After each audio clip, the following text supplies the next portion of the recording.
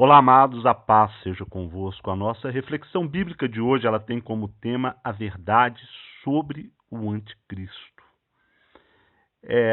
Para falarmos a respeito desse assunto, eu queria falar para vocês a respeito da teoria futurista ou dispensacionalista, que defende a ideia de que o Senhor Jesus virá em duas fases.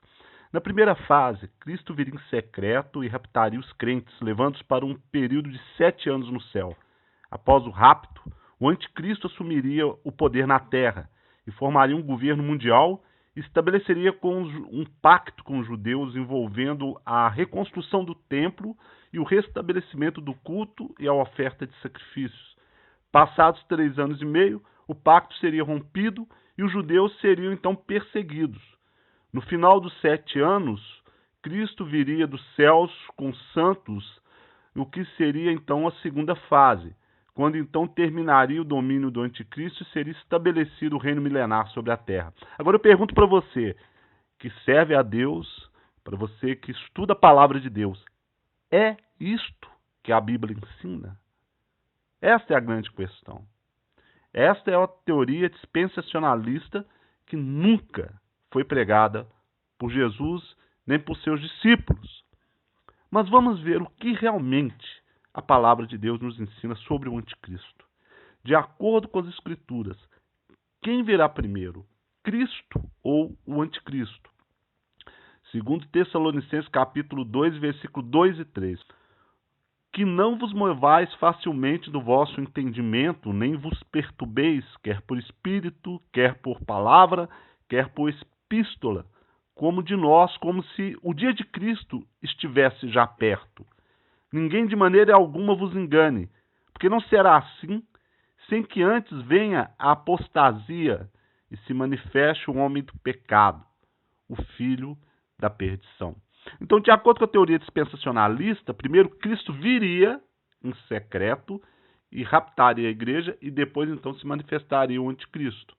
Agora, a palavra de Deus nos mostra que primeiro irá surgir o anticristo e não que Cristo virá em secreto.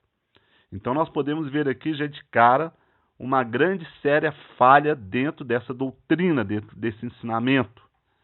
Agora, qual a característica do anticristo? Vamos ver ainda no livro de 2 Tessalonicenses, aí mesmo, capítulo 2, versículo 4. O qual se opõe e se levanta contra tudo que se chama Deus, ou se adora, de sorte que se assentará como Deus no templo de Deus, querendo parecer Deus. Então, a característica do anticristo é que ele é um religioso e não um ateu. Aqui está falando que ele se assentará no templo de Deus, querendo parecer Deus. Então, aqui nós vemos mais uma característica dele. Não é uma pessoa que vai surgir do nada, né? Mas aqui a Bíblia nos fala mais a respeito dele. Que mudanças o anticristo traria no seu reinado? Agora eu peço para você abrir sua Bíblia, se você tiver com ela aí, no livro de Daniel, capítulo 7, versículo 25, que nos diz assim: E proferirá palavras contra o Altíssimo, e destruirá os santos do Altíssimo, e cuidará de mudar os tempos e a lei, e eles serão entregues na sua mão por tempo e metade de um tempo. Então, que mudanças o anticristo traria sobre o seu reinado?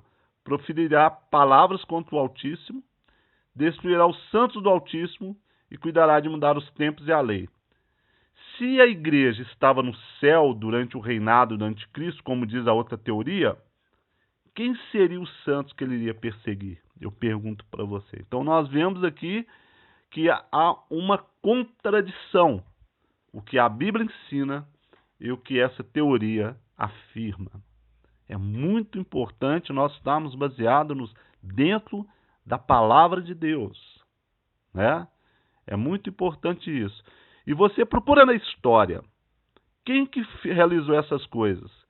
Quem que proferiu palavras contra Deus no passado? Quem perseguiu os santos, aqueles que pregavam o verdadeiro evangelho? E quem que mudou o tempo e a lei? Quem que fez isso? Qual o poder religioso que estava por trás disso? Aí vai ser fácil você encontrar o anticristo. Por quanto tempo o anticristo perseguiu a igreja? Vamos ver agora então Apocalipse, capítulo 12, versículo 6 e depois o versículo 14. Apocalipse capítulo 12, versículo 6. E a mulher fugiu para o deserto, onde já tinha lugar preparado por Deus, para que ele fosse alimentado durante 1260 dias. Agora vamos ver o versículo 14. E foram dadas à mulher 2 asas da grande águia, para que voasse para o deserto, ao seu lugar, onde é sustentada por um tempo e metade de um tempo fora da vista da serpente.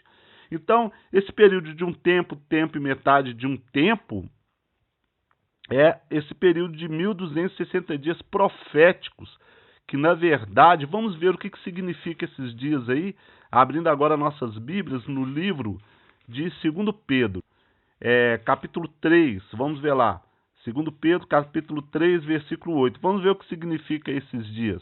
Mas, amados, não ignoreis uma coisa, que um dia para o Senhor é como 1000 anos, e 1000 anos como um dia. Então, esse período em que o anticristo iria perseguir a igreja não é por 3 anos e meio, é por 1260 anos. Isso já aconteceu na história. Foi do ano 538 até o ano de 1798. Deu 1260 anos, conforme está predito.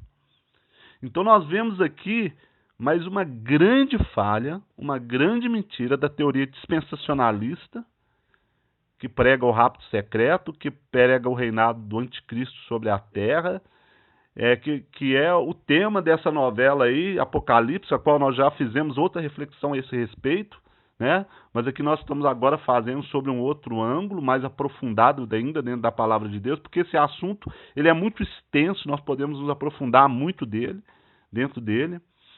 Mas qual foi o principal ensinamento do anticristo? Vamos ver aqui no livro de 2 João, versículo 7. Diz assim: porque já muitos enganadores entraram no mundo, os quais não confessam que Jesus Cristo vem em carne. Este tal é o enganador e o anticristo. O que é não confessar que Jesus Cristo veio em carne? É afirmar que ele é Deus. E houve um período da história em que, através de um dos concílios religiosos, foi basicamente no concílio de Nicéia, no ano 325 depois de Cristo, em que foi feito esse decreto, essa afirmação pelo sistema religioso vigente na época, de que Jesus então era Deus. Então isso aí contradizendo as escrituras sagradas. Agora, o apóstolo João disse que o espírito do anticristo virá ou que ele já estava no mundo. Vamos ver aqui 1 João, capítulo 4, versículo 3. Vamos ver lá, 1 João, capítulo 4, versículo 3. E todo o espírito que não confessa que Jesus Cristo vem em carne não é de Deus, mas este é o espírito do anticristo, do qual já ouviste que há de vir, e eis que já está no mundo. Então, na época do apóstolo João, o espírito do anticristo, o anticristo já estava no mundo. O espírito dele já estava no mundo. Por quê? Ele confessa, a todos aqueles que confessam que Jesus Cristo, todos aqueles que confessam, que não confessam que Jesus Cristo vem em carne, quer dizer, que negam a humanidade de Jesus, que dizem que ele é Deus, Este é o espírito do anticristo. E é exatamente esse ensinamento que o sistema religioso baseia-se as suas crenças no dia de hoje. E é isso que devemos tomar muito cuidado.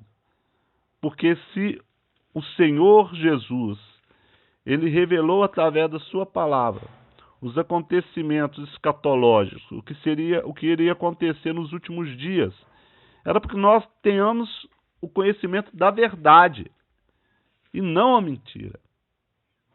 E quando nós pegamos, então, este ensinamento do sistema religioso e o trazemos para a Bíblia Sagrada, nós podemos ver que a Bíblia ela não dá sustentação a essa crença, ela não dá sustentação a essa tese. Então, qual será o fim do anticristo? Segundo Tessalonicenses, capítulo 2, versículo 8. Então será revelado o iníquo, a quem o Senhor desfará pelo sopro da sua boca e aniquilará pelo esplendor da sua vinda. Então ele será aniquilado na vinda do Senhor Jesus.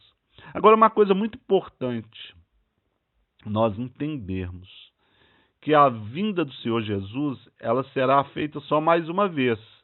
Jesus não vai vir mais 2 vezes, vai vir em secreto e depois vai vir novamente. Não existe isso dentro da Bíblia.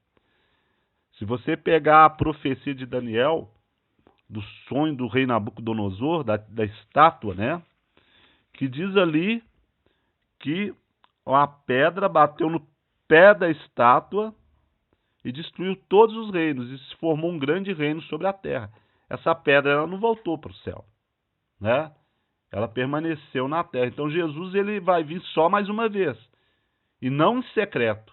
Todo olho verá. Assim como um relâmpago cruza do Oriente ao Ocidente, assim será a vinda do Filho do Homem. Todo olho verá. Agora, como que o anticristo ele é definido na profecia de Daniel, capítulo 7, versículo 20? Vamos ver. E também das 10 pontas que tinha na cabeça, e da outra que subia, de diante da qual caíram 3. Daquela ponta digo que tinha olhos e uma boca que falava grandiosamente, cujo parecer era mais firme do que as das suas companheiras. Então, o anticristo, na profecia de Daniel, ele é a ponta pequena que venceu as 3 pontas. As 10 pontas eram os 10 reinos que se dividiram o Império Romano, até que a ponta pequena, representando a força religiosa, ela dividisse os 3 reinos que faltavam, os Érulos, os Vândalos e os Ostrogotos. E assim ela o venceu. E esse poder religioso, ele então durou sobre a terra, como nós dizemos, do ano 538 até o ano 1798 depois de Cristo. Então, esta é a verdade sobre o anticristo. O anticristo, ele ainda continua na terra. Ele ainda continua reinando. A marca da besta, você sabe qual que é a marca da besta? Alguém de vocês sabe me dizer qual é a marca da besta? Bom, eu ouvi dizer que é a marca guia, né? Aquela marca de carro guia que produz besta, né? Essa é a marca da besta, porque a Bíblia ela não fala de marca da besta. Olha para você ver. Ela não fala da marca da besta, mas fala de sinal. Veja bem, Apocalipse capítulo 13, versículo 17. Para que ninguém possa comprar ou vender, senão aquele que tiver o sinal ou o nome da besta, ou o número do seu nome. E este sinal, a maioria das pessoas o trazem até os dias de hoje.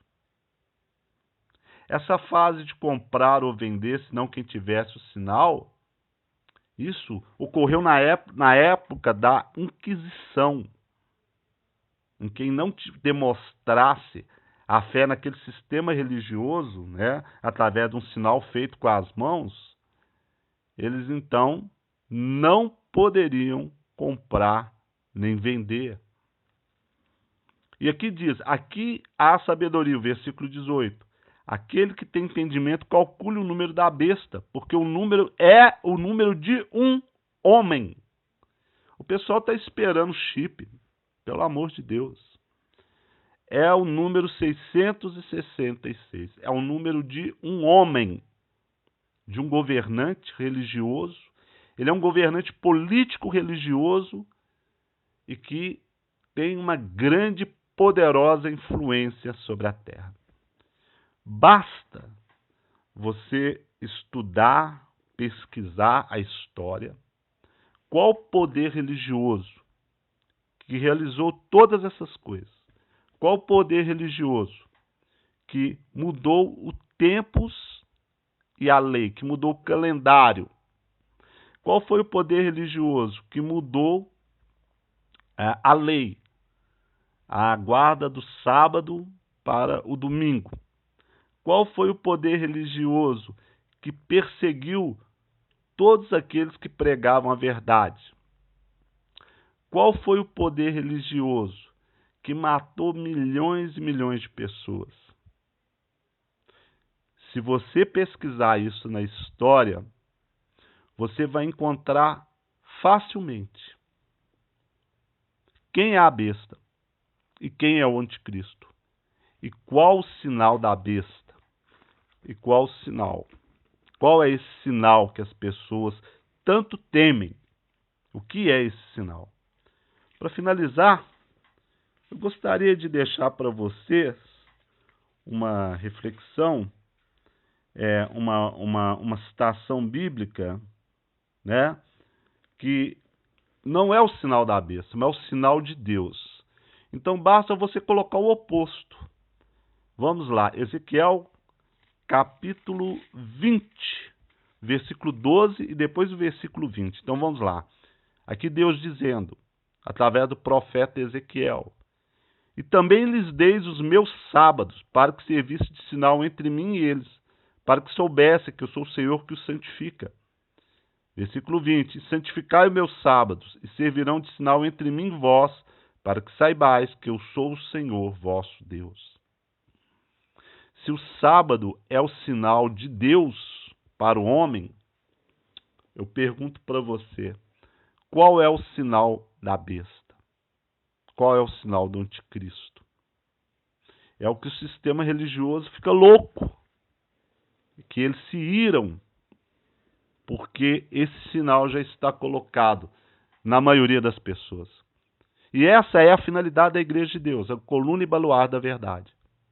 Independentemente de qualquer coisa, de levar a verdade baseada dentro da Bíblia Sagrada para toda criatura, independentemente daqueles que creem ou não, independentemente daqueles que aceitem ou não. Porque o sistema religioso, ele faz parte do sistema do anticristo. E ele já está corrompido. Mas só a palavra de Deus que mostra a verdade estabelecida por Deus e que mostra o caminho a seguir, que é Jesus. Falar em Jesus apenas não vai levar em lugar nenhum. Porque ele mesmo disse: esse povo me honra com os lábios, mas o seu coração está longe de mim. E ele disse: se vós me amais, guardais os meus mandamentos. Eu gostaria para deixar para vocês mais esta reflexão e desejar a todos um dia maravilhoso em nome do Senhor Jesus, seu Yeshua Mashiach. Que a paz seja convosco.